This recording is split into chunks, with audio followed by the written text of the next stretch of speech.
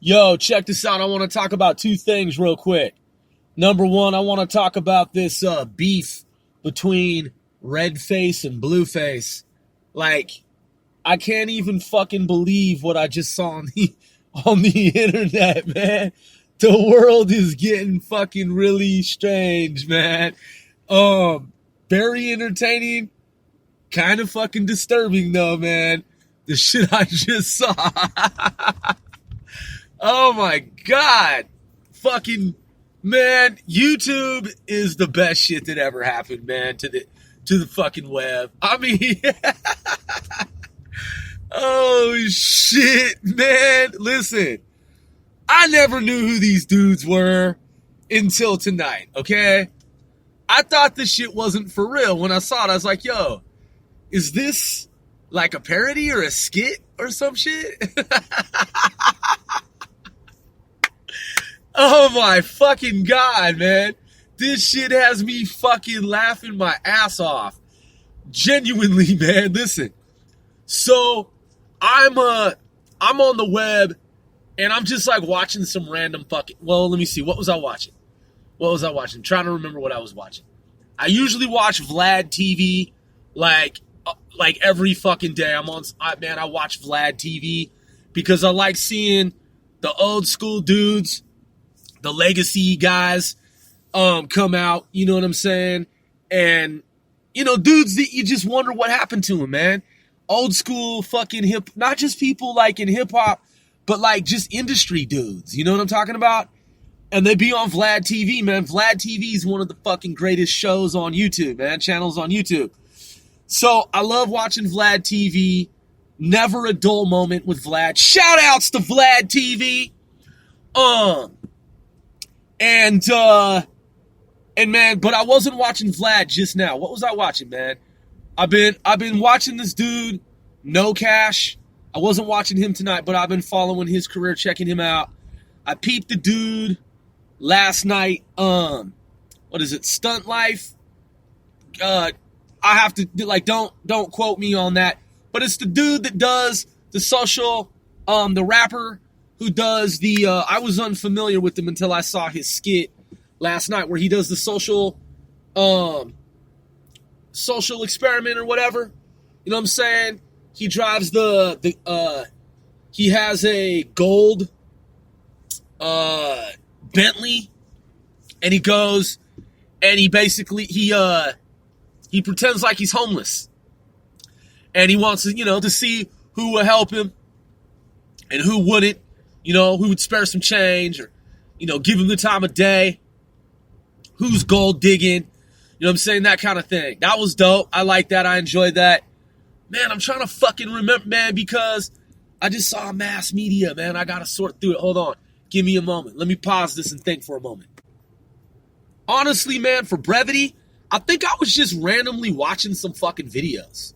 Seriously, like, the more I think about it, because, man, I just watched, like, a dozen different fucking videos in a row, and just watching some, but anyway, so, I come across this dude, whose name is Blueface, Redface, actually, and he was talking about how he's dissing this dude named Blueface. So I'm thinking, Blueface, Redface, like, is this a guy where it's like he has an alter ego and he's like playing the two different people? You know what I'm saying? I'm trying to like put it together. And then, I don't know, man, like it seems like this Redface is a totally different dude, right? So I'm like, yo, this isn't a joke then? There's really some kind of beef between these dudes, right? Are they fucking serious? So I listened to the Redface dude diss the Blueface dude. And I was like, alright, like, I hear what this dude's saying, interesting. So now let me check out the Blueface dude.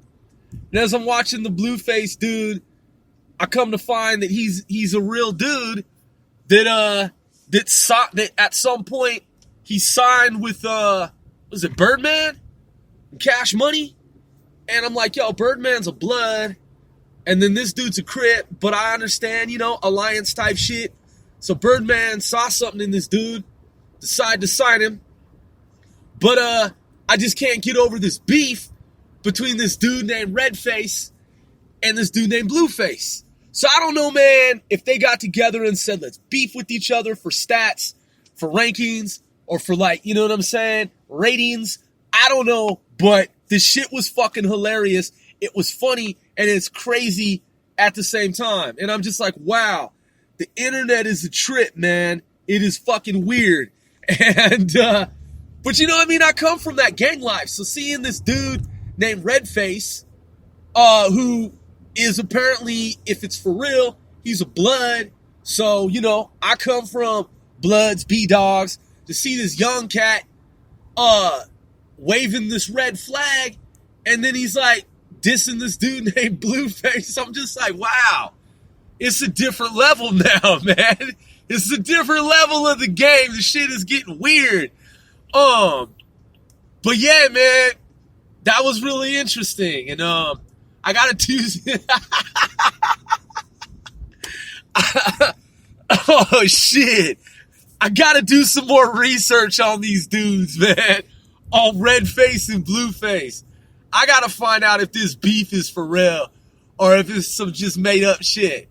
Either way, it's fucking pure entertainment, man. And I hope it don't turn into something that's like bad and dangerous, man. I hope it's all just in good fun, man. But wow, shit. So then I saw, I saw Tom McDonald's his video, cause it came on like on the commercial. You know what I'm saying? Hold up. Came on the commercial. It was the If I Were Black. Let me bring this up. I didn't get the actual top. I just heard him rapping because it was a commercial, and I didn't see the actual, like, I don't think I saw the beginning of the video. I don't think I saw the end of it. But they played Tom McDonald, fucking goddamn Google. Tom McDonald, If I Were Black. Bring this up real quick. Let me take a look at this. Yeah, If I Was Black. That's the name.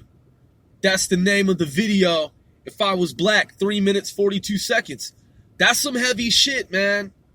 2019 released. Seriously, that song, man, If I Was Black. So I shared that with my cousin Rizzo, one of the original founders of 495, my biological cousin Rizzo, who was living in England not too long ago, at the American University in London. And I shared that with him, man, because when we were in high school, man, we're the same age. So, like, when we were in high school, we had Africa medallions. You know what I'm talking about? Like, we made Africa medallions. And he's white Caucasian, 100%.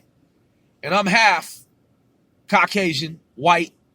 And so, you know, like, we were big fans and still are of Kid and Play, Big Daddy Kane, Kool Moe Dee, Sugar Hill Gang,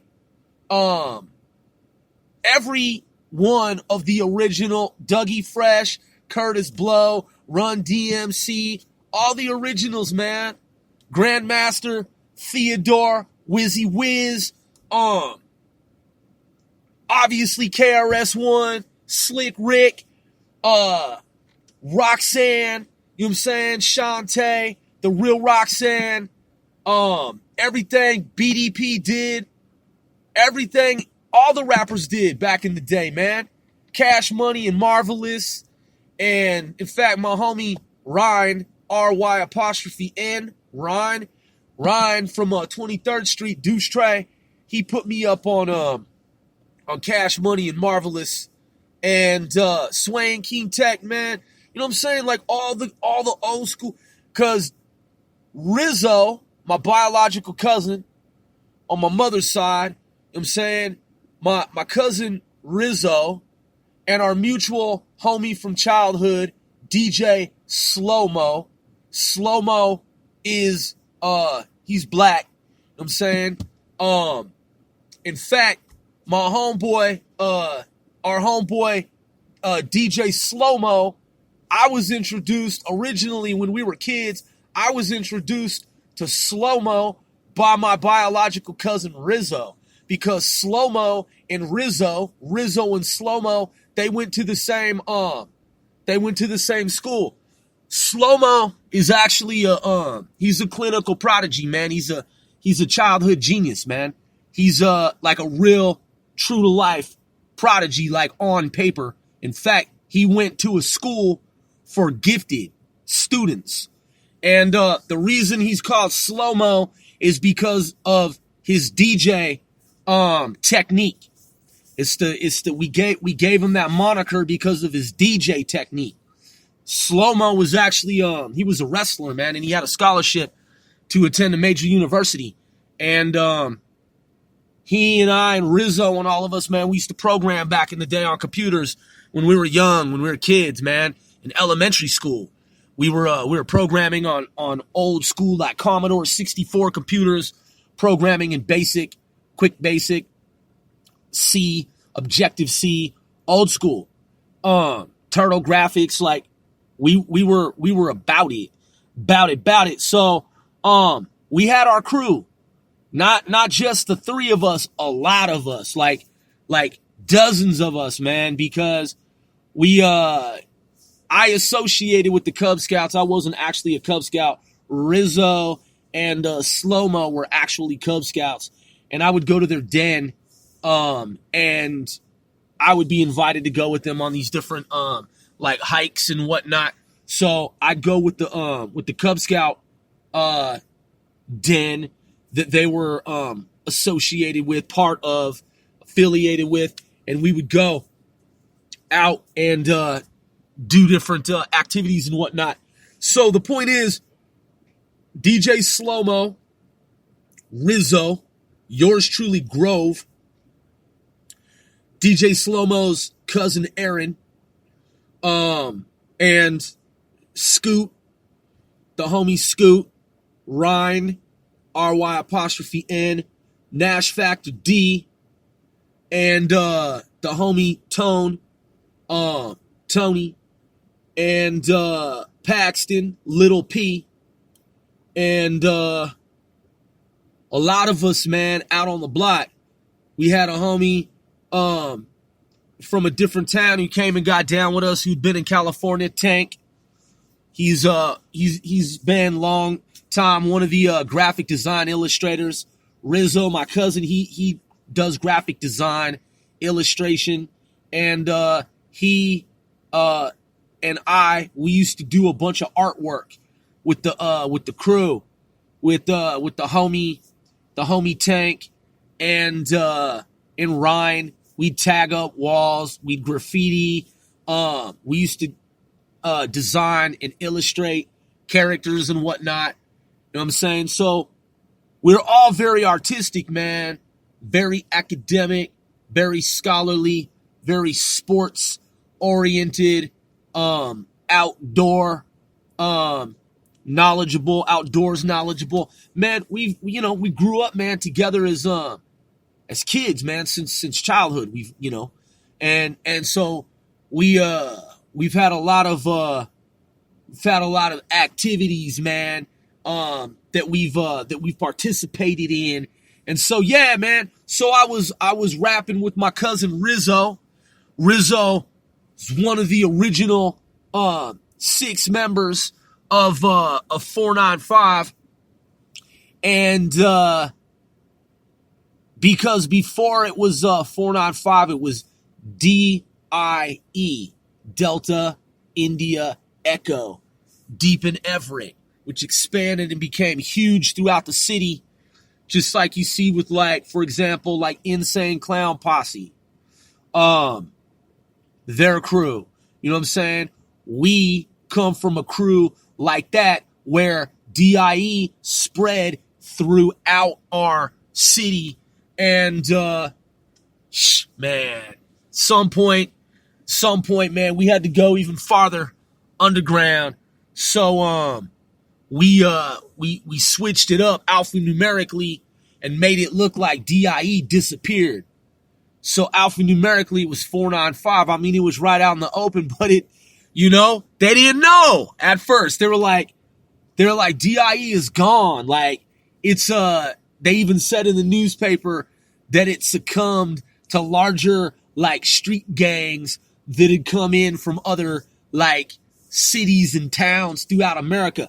They had no fucking idea that we were 495. Man, it's like, come on, man. The police couldn't do a simple alphanumeric D equals 4, I equals 9, E equals 5. I mean, come on, man. I mean, it was right there in fucking front of them the whole time. We were the biggest fucking street gang in the fucking goddamn, in the area, man, at the time. You know what I'm saying? Operating right out in the open. You know what I'm saying? And they just thought that we had disbanded and that we were gone. All we did was just change the name, and then we became fucking 10 times bigger than we ever were.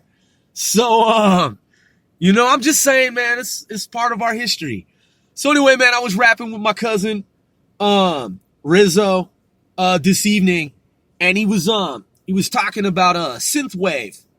And I was like, yeah, man, because he and I, even though we don't look 100% alike, obviously we have different dads and different moms.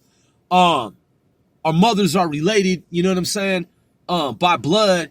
So, we are blood cousins, but we also, man, we grew up under the same roof. So we're really kind of twins, man. Like, it might sound weird, but there's that whole like effect of like osmosis. So like when two entities, man, they grow up under the same roof, they become twins, man. And so like we used to have the same dreams and everything. It was weird. You know what I'm saying? But he's my biological cousin, man. So like even if we don't see each other for years, like we're always into the same things. Just like we're actual brothers, like we're actual twins. So anyway, he was talking about synthwave. I was like, yo, man, I've been in the synthwave too.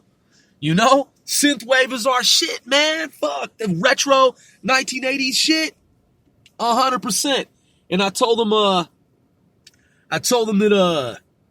that I also listen to lo-fi. Like I got into lo-fi not too long ago. And I've been peeping lo-fi tracks, man. Like lo-fi is dope. I like lo-fi. And in fact, I have a catalog of a bunch of royalty-free lo-fi tracks that I've been writing some lyrics to, that I'm going to record some shit to. Because lo-fi is fucking dope. I like it, man. A lot of it is ethereal. It's very haunting. It's very orchestral. Like, I've heard some lo-fi shit that is like, it's just ultra artistic. And it just takes one's mind out into that like sonic soundscape. And man, it transports you, man, into this world of reverie and reflection. Man, I'll be on some lo-fi shit for real though.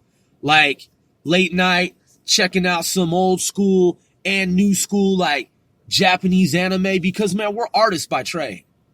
When I was a kid, I wanted to be an architect. And before that, I wanted to be a great artist, like design illustrator. My cousin Rizzo, he's a way better graphic design illustrator than me. But I used to doodle, man, a lot. And I used to draw characters, and I used to draw all kinds of shit.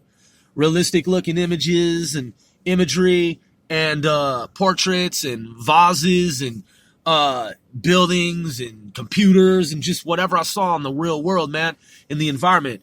But I let those skills go when I was in high school, and I got involved in other activities, and man, he took off with the graphic design illustration, man, and he soared with it. So my cousin Rizzo's really good, man, at drawing, as is the homie Tank. And so yeah, man, so sometimes, man, it'll be late night, I'll be checking out art on the internet, checking out different websites that host artwork, and listening to, like, one night I was listening to Japanese folk electro music, and I was like, yo, this shit is fucking dope. I mean, man, it reminds me of the day I used to play this game at this arcade that was literally like a couple of blocks away from where I lived. It was like You go out, boom, you're on the block. It's like half a block to the corner, and then another half a block to the next corner when you take a left. So that's one block, and then you cross the street. So I guess it was technically one block away. So I'd go to this little corner store where they had stand-up arcade games, man. And I used to play this video game called Darkstalkers. And the type of artwork that is used in that video game, it's like really dreamy, really liquidy, very almost kind of sort of psychedelic, watercolor, moving, kind of cascading, kaleidoscopic in some respects. I looked up that form of art, man, because I've read books on art. My sister actually has a degree in art, fine art. And so I looked it up, man. It's called Lambent, if I'm not mistaken. Let's take a look at it, man, and see what it means. Lambent definition of light or fire, glowing, gleaming, or flickering with a soft radiance. Lambent. Man, that technique, that style is fucking dope. And I'm going to rock that style with some upcoming projects for 495L4. We're going to roll with this because, man, we through Statecraft and Tradecraft, when we built our nation, 495 Nation, when we built it, we incorporated an ambigram, and I used to call it the ambiogram, but it's pronounced ambigram, where it reads one direction and then it reads the same the other direction. So it's like an optical illusion, right? So my cousin Rizzo, he created a 495 ambigram, which I still have that file, taking it to the next level in terms of adding special effects. The Lambent effect is something that I haven't really seen in the hip-hop, rap, urban music world. In any artwork, on any album cover, in anything that I've ever seen in hip-hop, rap, ever. So I want to make the Lambent technique be part of something that we do as an organization. Because, man, like I said, I used to play that game, Darkstalkers. A lot of people have never even heard of Darkstalkers, man. There's a lot of different games that are made, and they're in just, select areas. But let's check it out. Darkstalkers. Right here. If you've ever played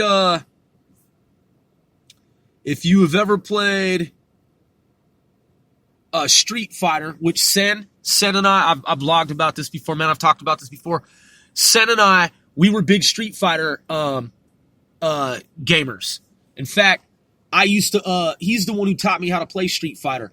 I didn't like Mortal Kombat, man. Like I didn't like the game's controls, because when you would play Mortal Kombat, you'd have to enter it wasn't in real time, man. You'd have to enter the control, the commands, and then the character would do the moves.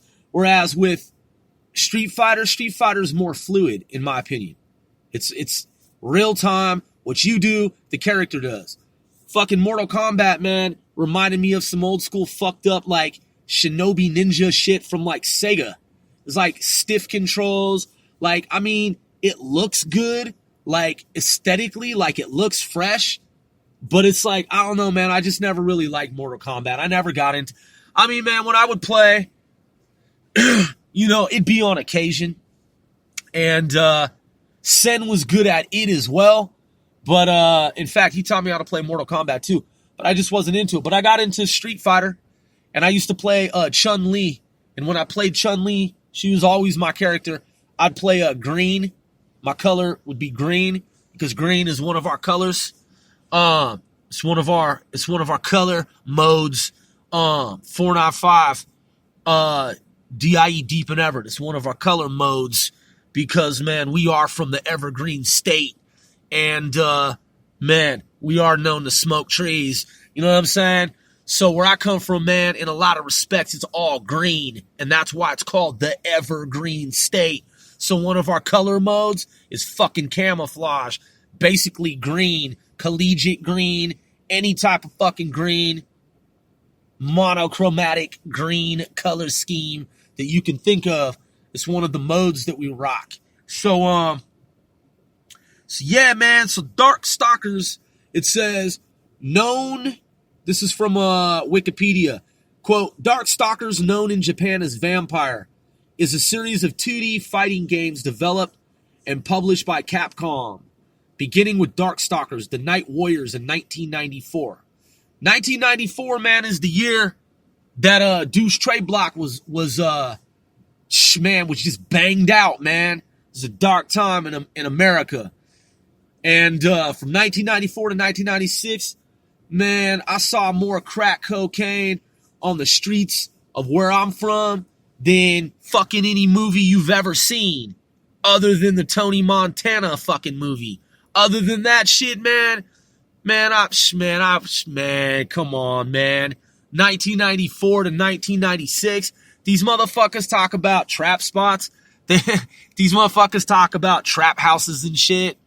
Man, I used to see $40,000 get counted like every so many fucking hours. And I'm not saying anything other than that. That was 25 years ago, statute of limitations. I'm just saying, man, like, bags of money. Crazy fucking shit, man, in America. Hey, I wasn't the one behind the Iran-Contra affair. I wasn't the one bringing in the fucking ships and the boats and whatever, and I don't embellish it and I don't condone it. I mean, I wish it wouldn't have happened. I'm just saying, man, the streets were flooded with dope, and it was right in front of your fucking face. You had a choice, man. You didn't have to touch it. You didn't have to have anything to do with it. I'm just saying, man, some motherfuckers, you know what I'm saying? They do what they got to do to survive. And, man, if you ain't got a job and then you're seeing $40,000, man, getting counted right in front of you, you might be like, yo, how could I get some of that money? You know what I'm saying? I'm just saying, it was a different time in America. So, shit. Anyway, man, The Night Warriors in 1994. The series is set in a pastiche gothic horror universe and features a highly stylized, cartoonish graphic style. That's the style I'm talking about, is that Lambent, where it's like a flickering, almost like a bonfire. You know, the flickering light, the ember, the fire with the iron. Hold on. Let's see what else we could get here. Quote, it features characters based on either various kinds of monsters that Darkstalkers or their hunters who are all engaging in combat against each other. The titular Darkstalkers or their hunters who are all engaging in combat against each other. Darkstalkers introduced many.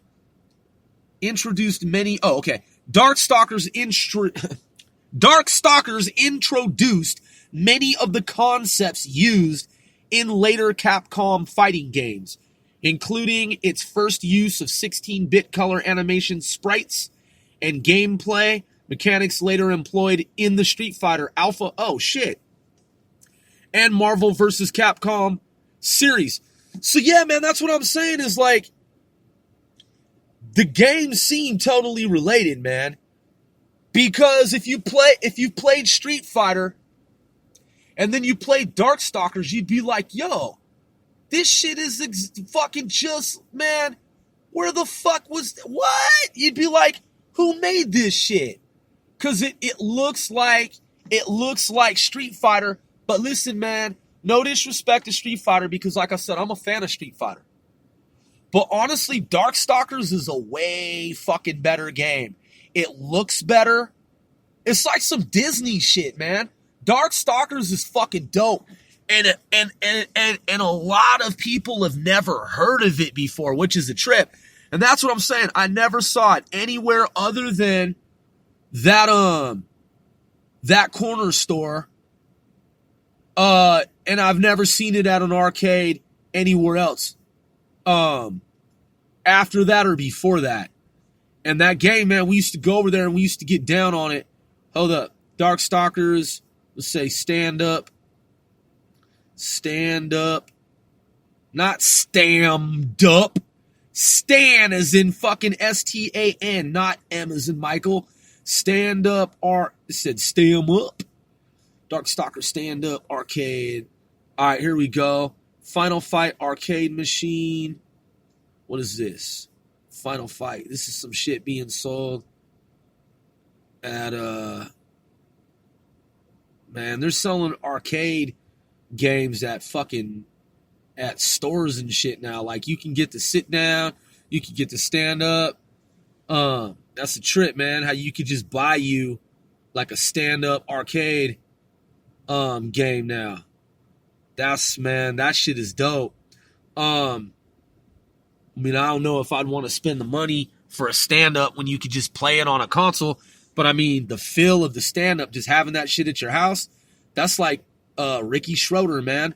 Fucking Silver Spoons. Like, you can get a stand-up arcade game inside your home now for fucking dirt cheap. Look, they got the Super Mario one, they got the Galaga, they got the Super Mario again, Galaga again. What's this one over here? Darkstalkers. There it is. Darkstalkers, the Night Warriors. What the fuck? Oh my God. Man, people, man, look, man. Some people just don't fucking know. Okay? I'm telling you, man, if you ain't played Darkstalkers, I'm not making this shit up. And I'm not trying to make it sound fresher than it fucking is. I'm saying Darkstalkers is one of the most slept on fucking games ever. Because it's fucking ultra dope, and it's better than fucking Street Fighter, and it blows. Mortal Kombat is corny, man. Seriously, man, I'm just like, I know a lot of people out there, man, y'all are like, Grove, that's disrespectful as fuck, bro. How could you say some shit about Mortal Kombat like that? Because I'm being honest, man, Mortal Kombat is whack, dog. Like, I never liked it. Fuck that game. Like, I mean, I like to watch people play the game and do the little finishing move, finish him. I mean, it's like, yeah, that's cool when you see it a couple of times, but then after that shit is fucking lame, bro. Like, it's just, man, fuck Mortal Kombat. Man, listen, Darkstalkers, man, the Night Warriors, dude, that shit blows fucking any I said any fucking Mortal Kombat game. Mortal Kombat is dumb. I'm trying to tell y'all, man, I'm a video game fucking wizard, and I've been in magazines. I'm in Nintendo Power. I was the 8th person in the United States to complete The Legend of Zelda. Yeah, DJ Slow-Mo helped me, man, but yo, man, I already admitted that shit a long time ago. He's a video game wizard. I'm a video game wizard. Shit. So, it's not like we cheated. I mean, we were there together, man, playing the game. I'm just saying, DJ Slow-Mo should have been in Nintendo Power with me, man. He called, and by the time he called, he was the 26th person.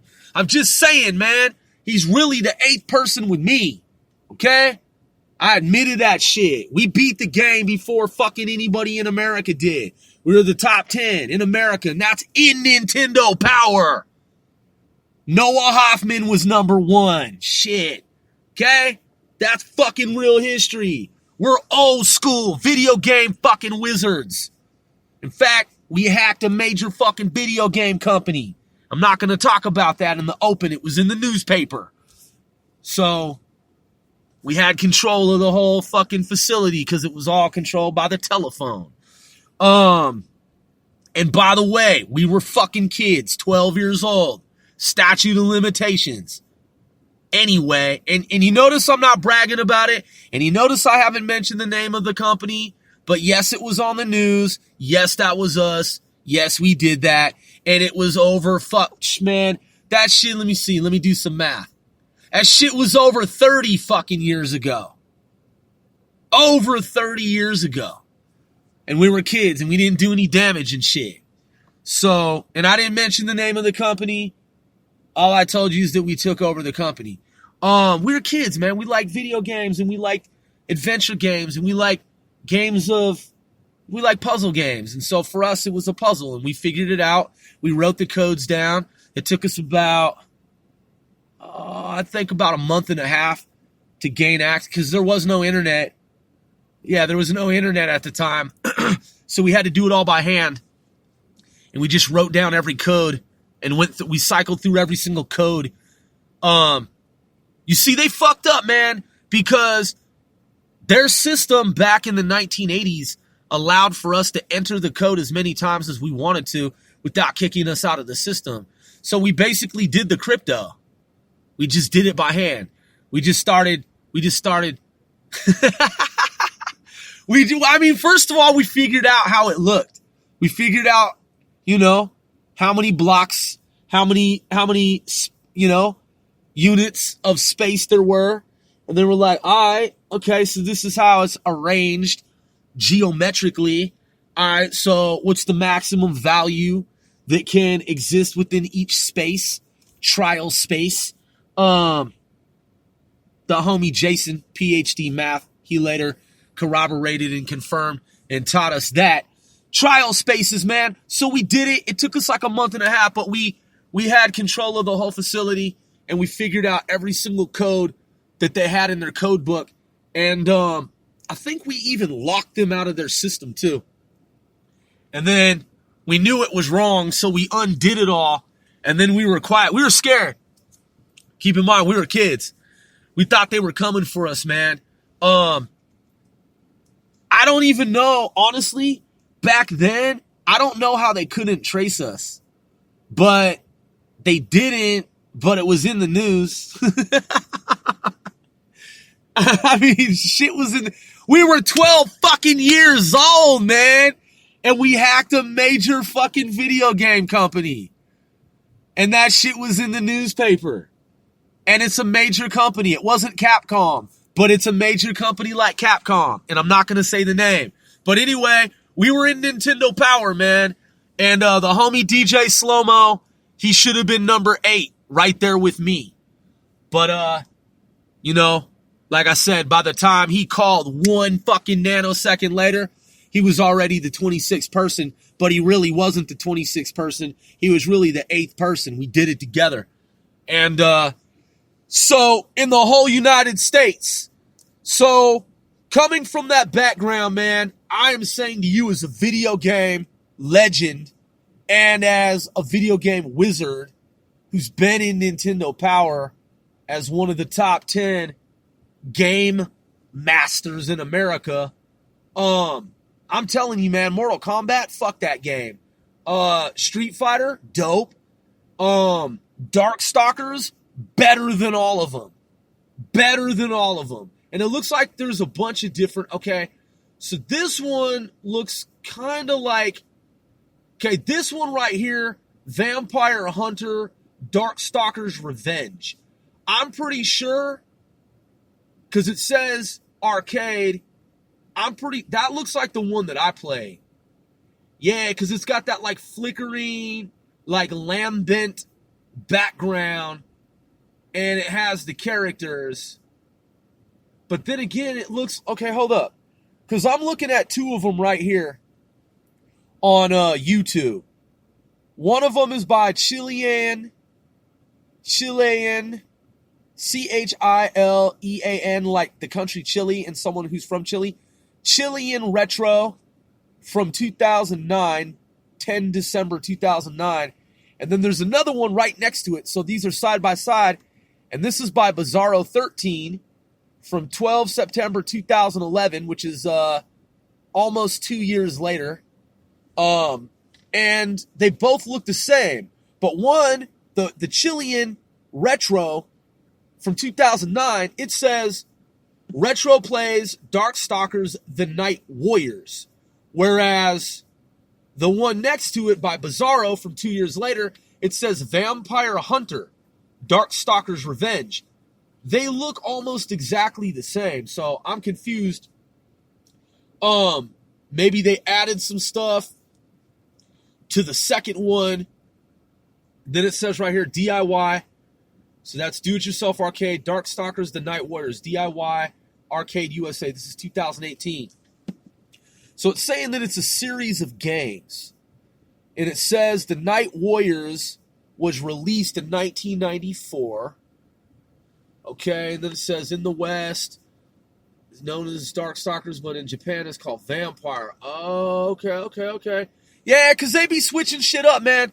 It's just like with Final Fantasy. You know, if you wiki Final Fantasy, man, I shouldn't have sold my Final Fantasy games, man. I gave my Final Fantasy games, I sold them to Mike. I sold them to the homie Tank, Mike. My homie Tank, our homie Tank from 495 DIE, who I talked about. His real name is Mike. The homie Mike, Tank, his moniker's Tank. That's not his real name. He's like, cause he's built like a tank, so we call him Tank. And he can run fast as fuck too. Like if you saw Mike, I mean, he lost a lot of weight, but back in the day, man, he was a big kid. But man, he put his head down at like a 45-degree angle, man. He come running, man. Man, Mike was fucked, man. Tank was fucking fast as fuck. That's why we call him Tank. Because when we saw that, we're like, yo, bro, your fucking name is Tank now. From here on out, bro, you are Tank. So, but yeah, man, I sold him, like we did some type of swap. I sold him, can't remember what it was for, weed? Was it for weed? What was it? Artwork? I think he did some artwork. And, you know, like I talk about in the other podcast, man, we used to live next to the Jim Creek Naval Communication Station. Just like, man, if y'all hung out with us when we were kids, you'd be like, yo, you dudes are Stranger Things. Like, I'm telling you, man, like, we embody the 1980s. Like, the 1980s was us. Like, if you saw Goonies, if you saw any of that shit, that was all us, man. Those movies in the fucking 80s were made about kids like us. Okay? With the E.T. fucking phone home lunchbox and shit. I had that shit. Elliot, fucking E.T., phone home, all that shit. Like, that was us. Stranger Things, Goonies, those movies are about kids like us. And it just so happens that we lived by some fucking weird-ass communications base where shit was weird. And I didn't tell y'all this in the podcast where I talk about Jim Creek Naval. The one thing I didn't tell you, and this is true, and I know, man, there's some men in black, and they listen to shit. I'm telling y'all, though, fuck it. Listen.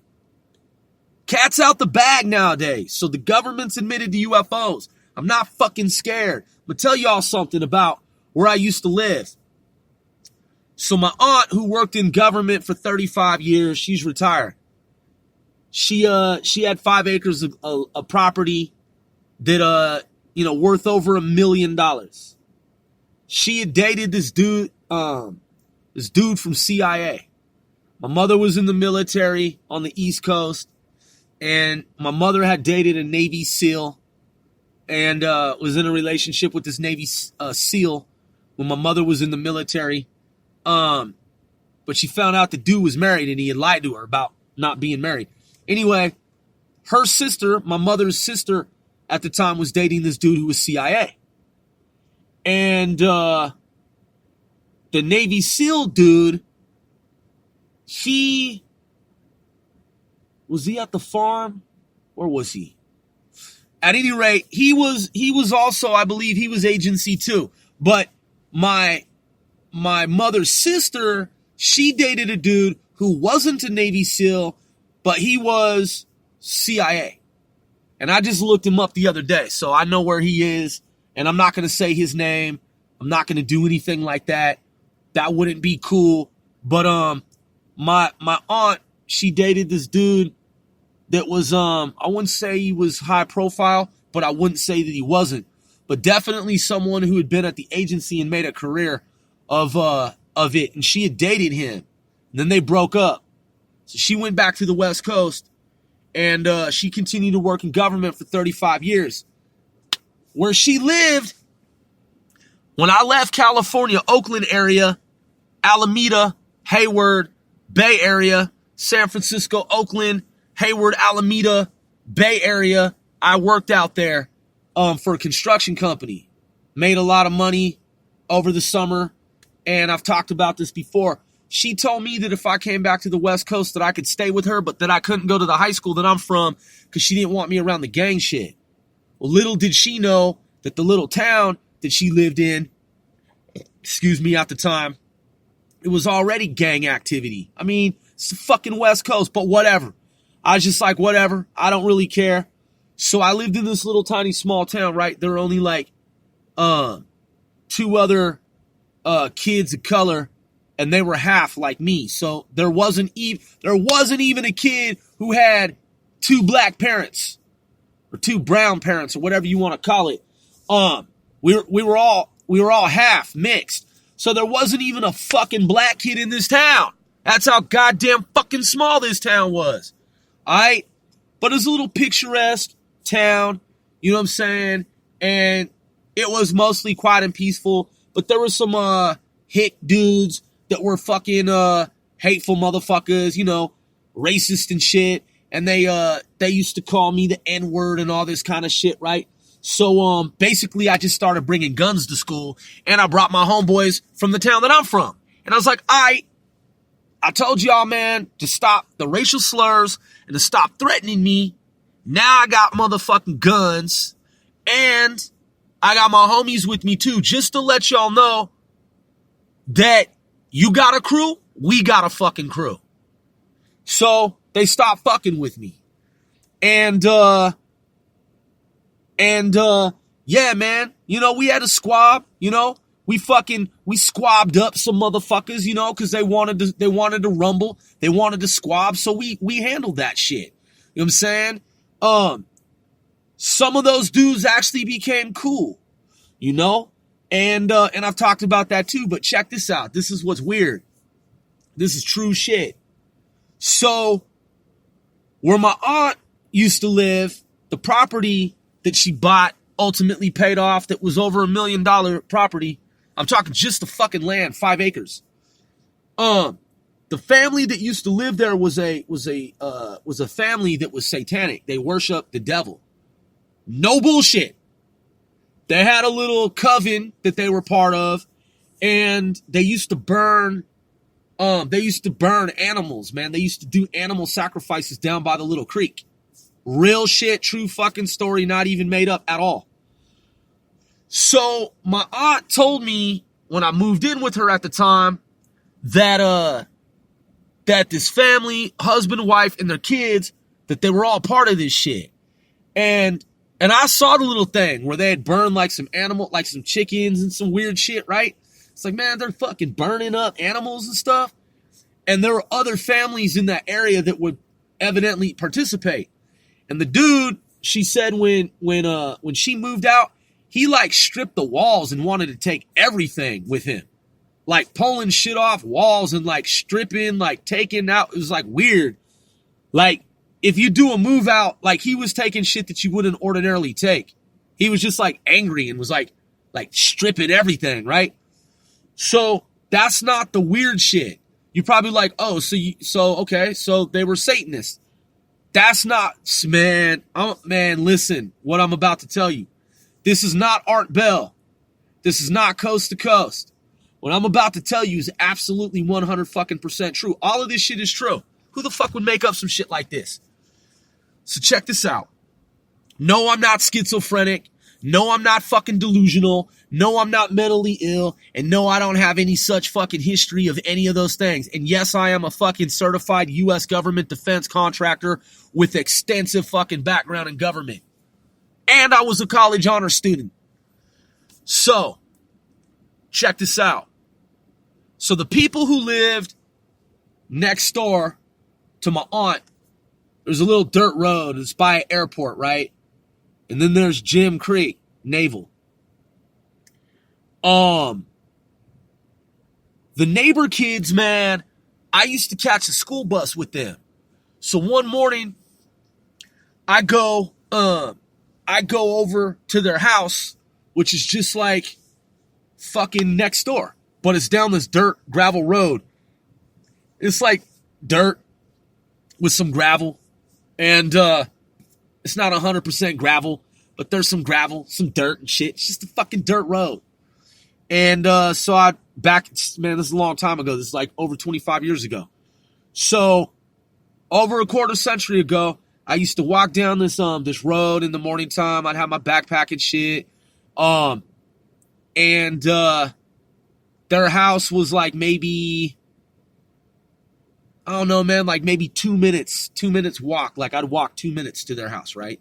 Because when I say on the edge of the property next door, I'm talking about next door to a 5-acre parcel of land.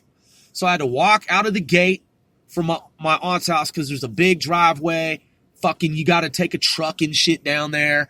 And then you got to so I used to walk to the front of the property, go through the gate, do everything with the gate lock mechanism and all this intricate fucking convoluted shit. Close it all up, lock it all up, put all the security shit on. Then I'd walk down the block and then walk out, take a right, and then take another right. So they lived down this dirt road. I had to pass some some different little homes and shit. I'm talking, this is a quarter of a century ago. So there's the whole little old school, out west, Wild West kind of looking shit, right? And there's little mailboxes. So I go early morning to these two boys' homes. One of them's older, my age, and then his younger brother's a couple years younger. But we all go to the same high school. And so the dude's my age, and then like I said, his brother is 1 year younger than me. So we're sitting in the house, we're talking about G.I. Joe, we're talking about fucking Nintendo, this and that, because we're kids, right? Well, shit, actually I'm 15 at the time. Yeah, because I just turned 15. So one of the brothers, man, he says, he's like, I'm trying to remember how the conversation started, but he was like,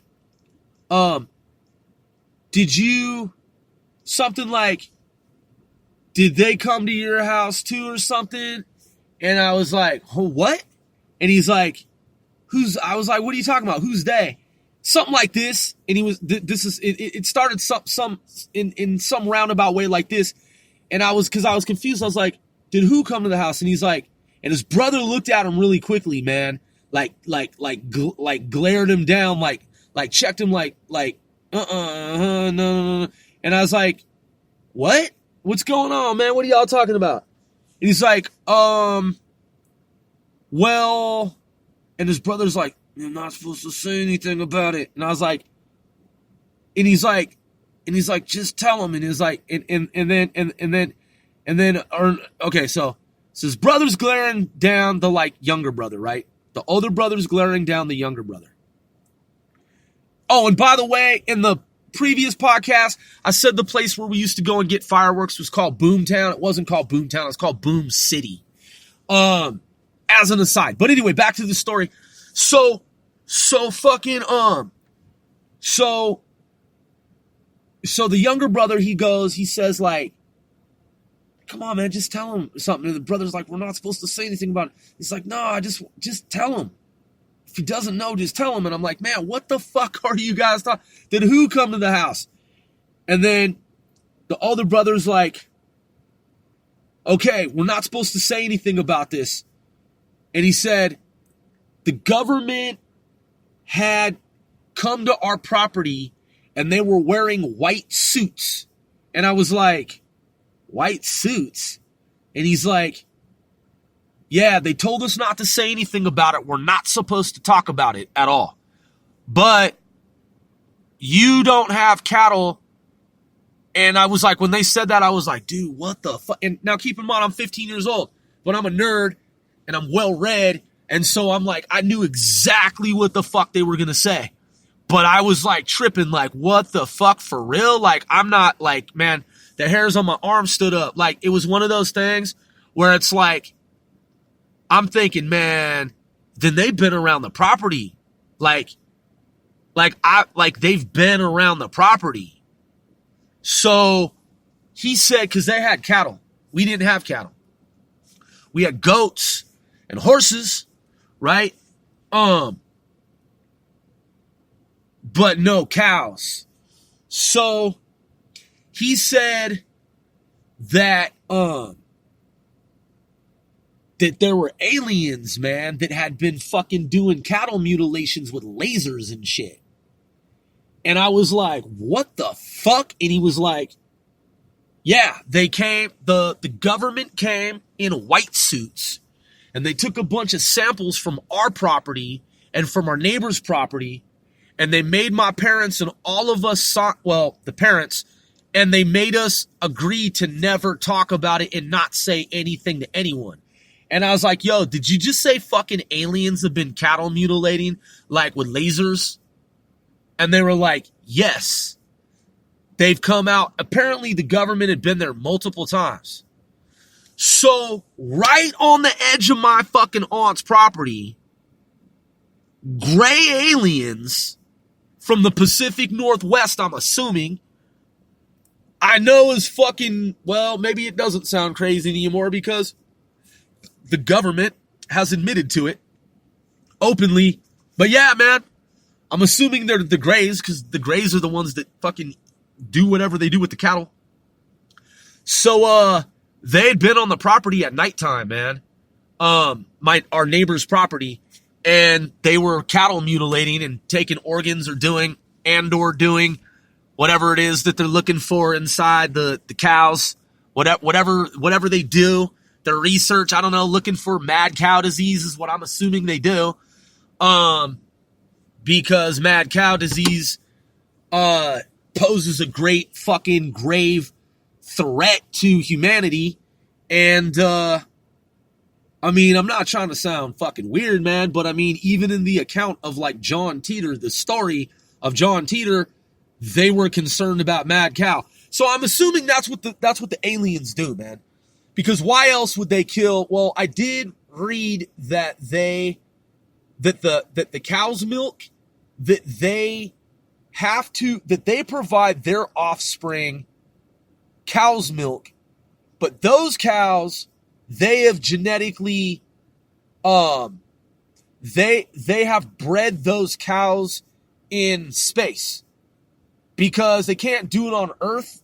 Because the cows on Earth are contaminated.